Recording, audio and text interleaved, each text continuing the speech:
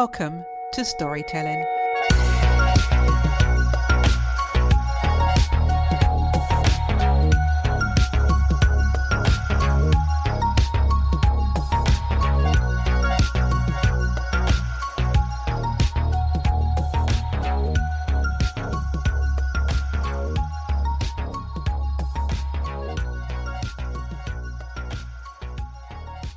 This week's guest is a remarkable entrepreneur who built a successful hospitality recruitment business from the ground up with just £300, no business experience, and a determination to succeed. Leaving school at 16 with no GCSEs and severe dyslexia, she worked her way up through hospitality before taking the leap to start her own business as a single mum. 25 years later, that business has become a respected agency built on relationships, hard work, and a genuine commitment to helping people. Today, she's also serving her community as an Essex County Councillor for Rochford North, championing local businesses and working people.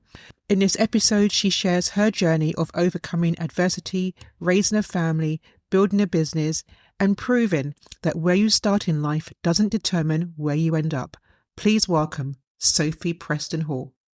Hello, Sophie, and welcome to the podcast. Hello, Debbie. Thank you very much for inviting me.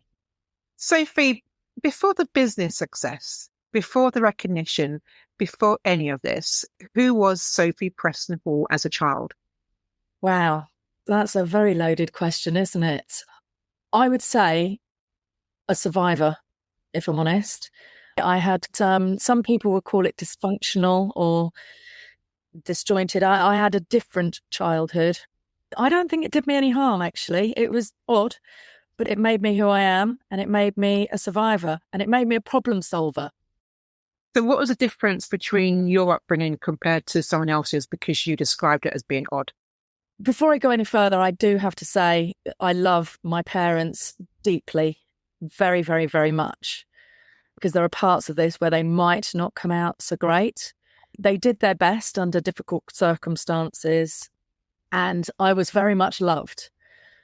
But I wasn't always, I think cared for is the wrong word, but they tended to be quite wrapped up in themselves a lot. There was a lot of substance abuse in my childhood, not from myself, which was around me quite a lot. My mother was what I would call a functioning alcoholic and had had a lot of quite heavy drug substance abuse problems in my younger childhood, as had my father. Although I don't think my dad ever knew that I knew, but kids pick up stuff, don't they? My father kicked his to the curb when I was very, very young, which always really impressed me.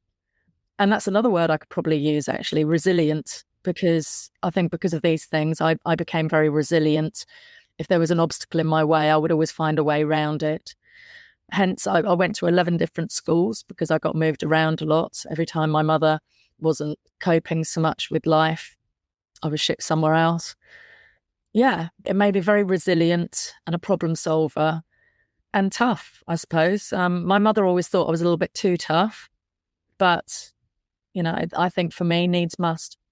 Was there a moment in your younger years where you realised you wanted a completely different life for yourself? I don't think there was a particular pivotal moment. I parented my parents a lot. My father was amazing. He was a single father before it sort of became a lot more acceptable, a lot more the norm than it is now. Men in the 70s didn't really bring up children, especially doing what my father did. He had a very bohemian lifestyle. He sort of managed rock bands and private members' nightclubs and things like that. And he could have walked away from it at any point. Nobody would have batted an eyelid, but he didn't. He was my best friend. And I lost him a few years ago, and I've never really recovered from that, nor do I want to, if I'm honest. Yeah, I used to have to look after my mother a lot. My mother really didn't cope with life. She tried to take her own life several times. And back then, don't forget, you know, we lived in a tiny little village in the middle of nowhere. And mobile phones didn't exist. I don't even think we had a television, actually. I think I was about 8 or 9 when my grandparents bought us our first TV, because, you know, we lived in a small council flat. My mother was a cleaner, which she did phenomenally well. When she worked, by the cringe, she was a grafter. And I think it was my parents that instilled a work ethic in me as well, because They never really had much, but they both worked very, very, very hard against all the odds. This isn't something I talk much about, actually, if I'm honest, because a lot of people tend to blame their childhood for things. I actually thank mine for me, because I do think it's made me very resilient. I think it's made me work hard. Every time somebody told me I can't do anything, I got patted on the head a lot when I was a child and basically told I would never amount to anything and that was okay. Not in a nasty way, but people kind of trying to prepare me for it. And I think that's when okay, you managed to pry that one out of me. I think that's probably my turning point, with people patting me on the head, telling me that I was going to be an absolute shambles by the time I was 16, and that was okay. And I just decided, no, I'm not going to do that. Thanks. I think that's a really important point to note, because you had people around you trying to pigeonhole you and label you, and you decided, nah, that's not for me. What pushed you into business rather than a more traditional path? I left school at 16 because we were allowed to back then, so I'm terribly old, and very dyslexic, plus being pushed from pillar to post and having to look after my mother a lot myself. Subsequently, 2 younger brothers as well. I had 2 half brothers. I was 13 when one of them was born. I was 15 when the other one was born. I tried to protect them quite a lot from things that I'd gone through. So I just fell into waitressing and being a barmaid, which I loved. I like people. I like talking. I like chatting. I like interacting with people. And I found that was my niche. My dad had always worked in the hospitality industry. My mother had dabbled bits with chefing as well. So it was a sort of a natural progression, I think, for me. But I always wanted more. I always wanted more. I like going on nice holidays. I like having nice things. And I fell into recruitment by accident, visiting a friend in Leeds once. And that's how I got into recruitment. And then again, by accident, I was working for a recruitment agency, and I had a big row with my boss one day. Well, my boss's boss, actually. And that was it. I thought, no, I can do this. I'll do this myself. Researched it and drove up to Blackpool. Didn't really know anybody in Blackpool. A friend of mine's parents had brought a B&B up there. And I thought, well, if you're going to do hospitality recruitment, that's where to do it. Because I thought, well, I'll combine the 2 things that I know best. Because I knew the hospitality industry like the back of my hand. I discovered that I was quite good at recruitment. So I ended up there. The Prince's Trust were amazing. It's now the King's Trust. They were absolutely fantastic. They helped me write a business plan, which I wish I kept, actually. I'd love to see it now. I had £300 to my name, and I was doing 2 other jobs while setting the business up. And I was really lucky. It kicked off really quickly, actually. I think some of it was right time, right place, and sheer motivation. What would you say were the hardest years in the beginning that people never saw?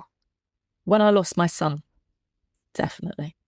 I had met my ex-husband, and we'd had our little boy, who's now 21. And my business had been going for 3 years, and it kicked off really quickly, like I said, and it was doing brilliantly. But because I didn't know what I was doing, I had no prior business experience.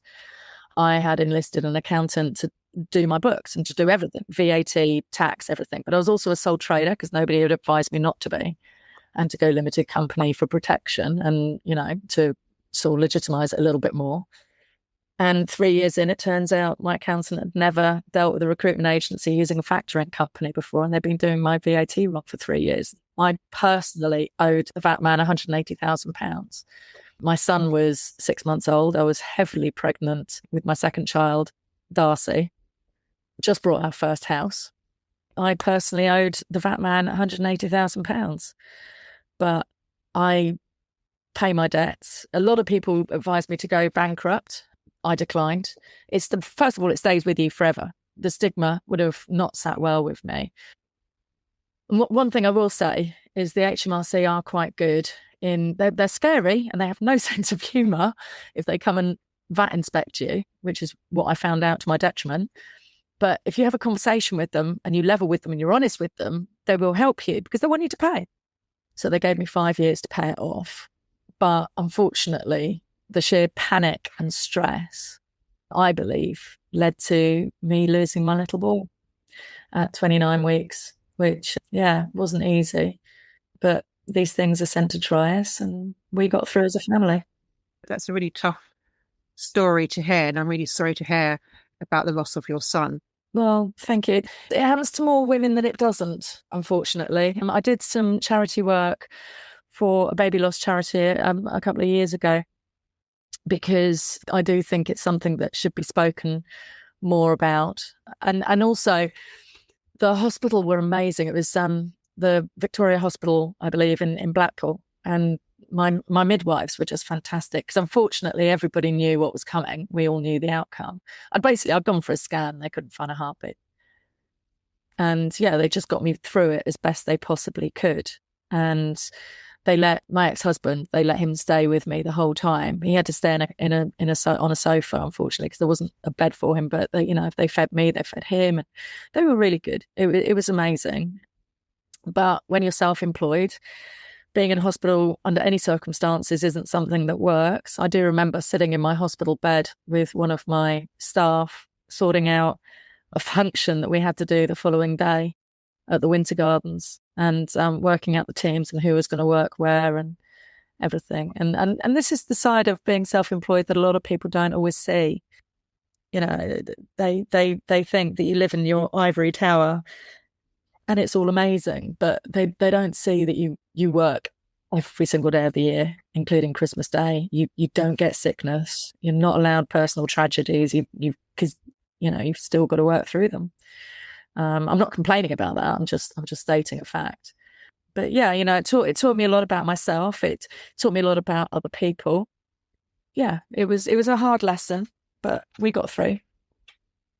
Let's talk about what you've learned about other people, because obviously your business was recruitment, and then also you had this personal tragedy at the same time as well.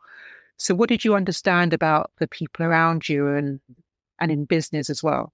I've been really lucky in that respect. I've had a couple of personal tragedies in my life, or health tragedies. I broke my back a couple of years ago as well, and I was laid up. I was in a wheelchair for several months, which wasn't fun at all. But luckily, I get to walk out of the wheelchair. It was only for a short term, whereas not everybody is quite so fortunate. Throughout my life, I've always found that I've got more people around me than I thought I did.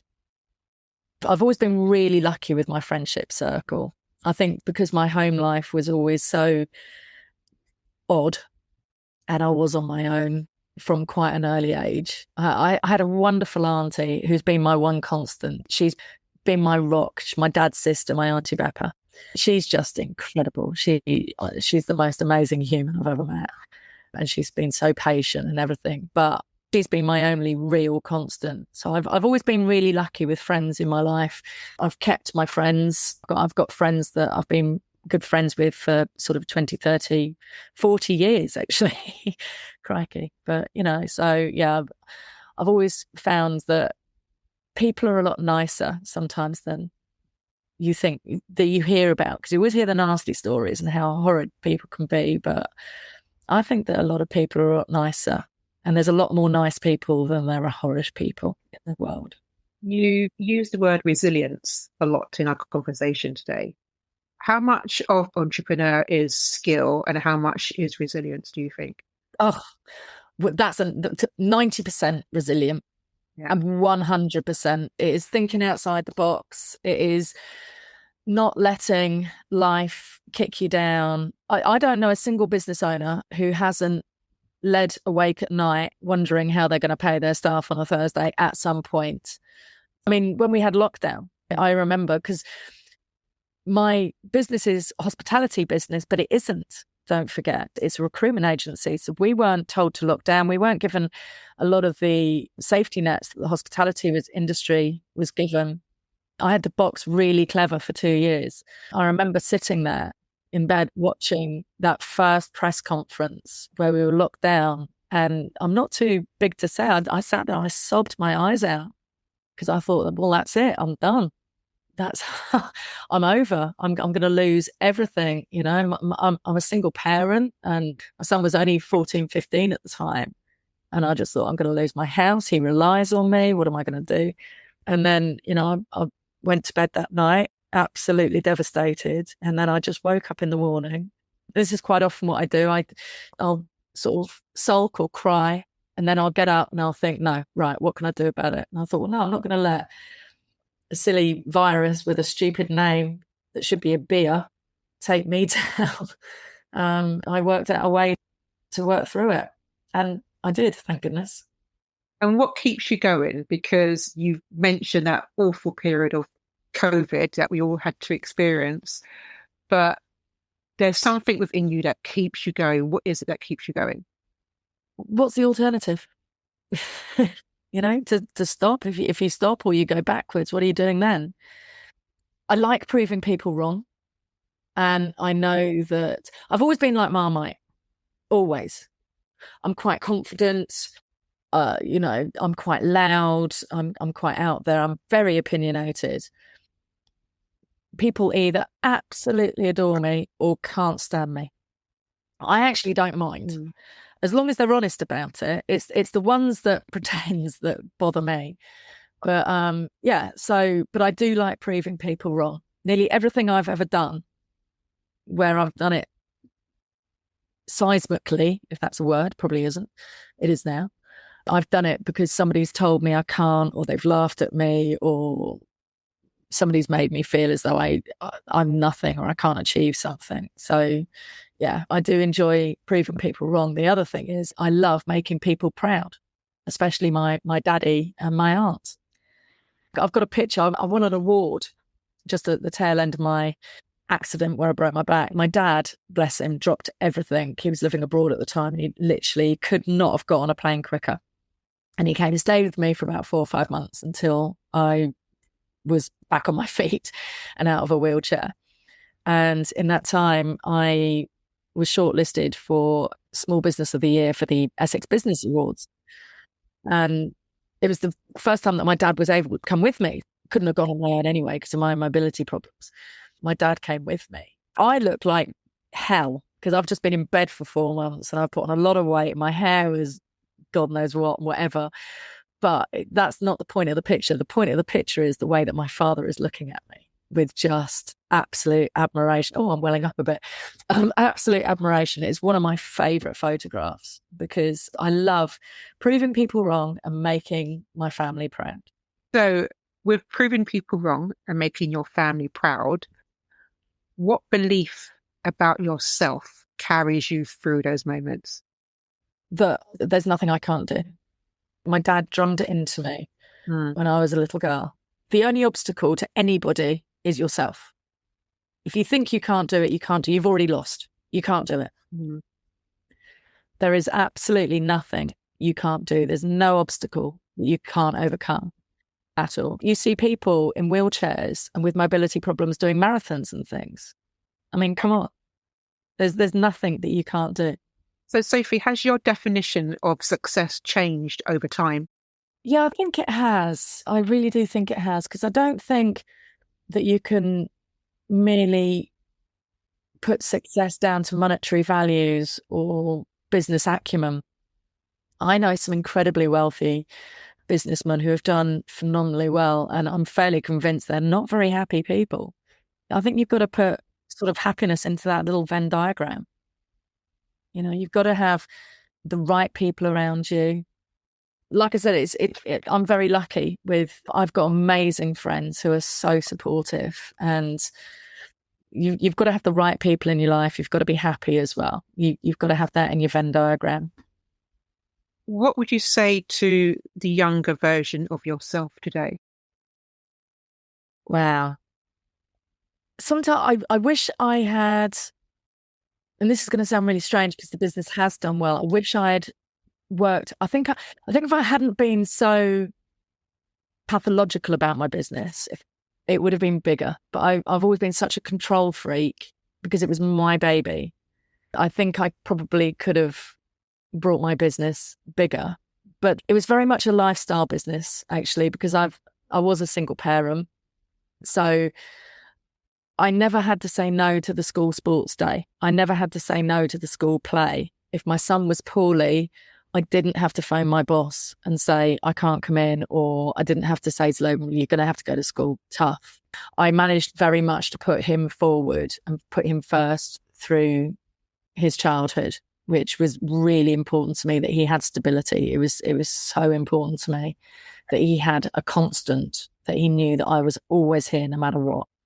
If people remember one thing about your story after this conversation, what would you want it to be?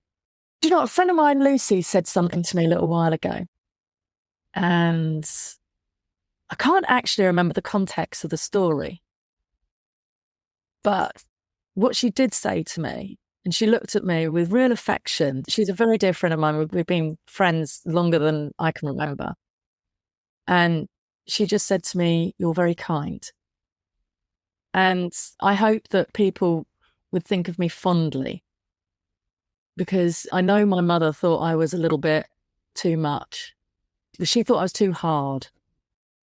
But unfortunately, I had to be sometimes for self-preservation. I would like, if people sort of think of me, they smile, is what I would really like. In a nice way.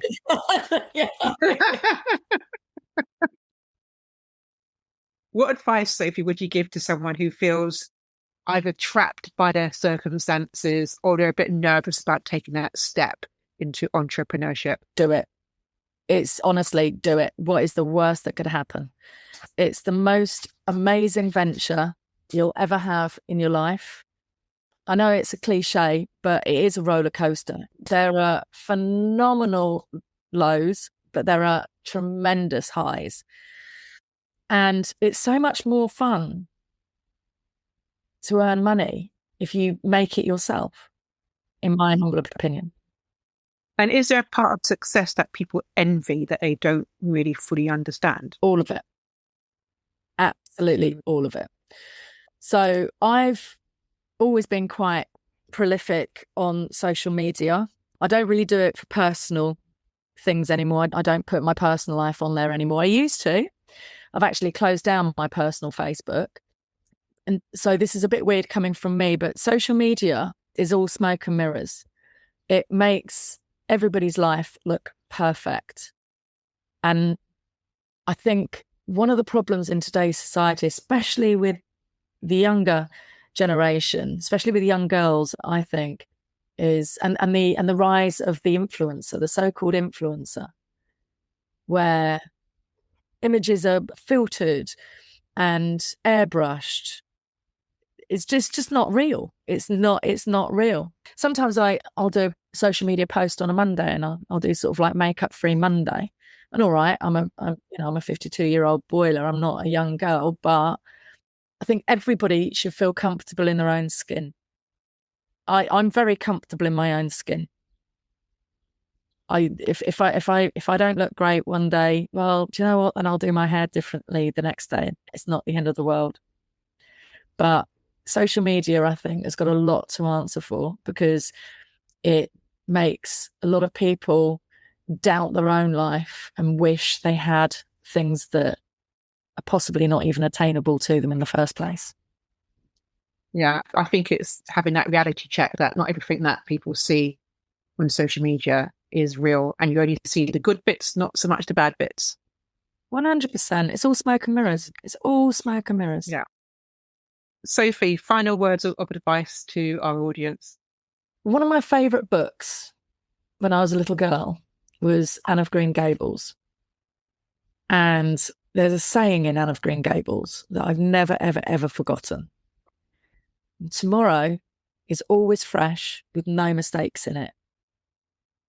No matter how bad things seem, there's always a way. There's always something you can do. It will get better. That's beautiful. Sophie, thank you so much for being a guest on this podcast. Absolute pleasure. It was, you'll have to invoice me, because that was like therapy. If you would like further details about Sophie, then please follow links in the show notes.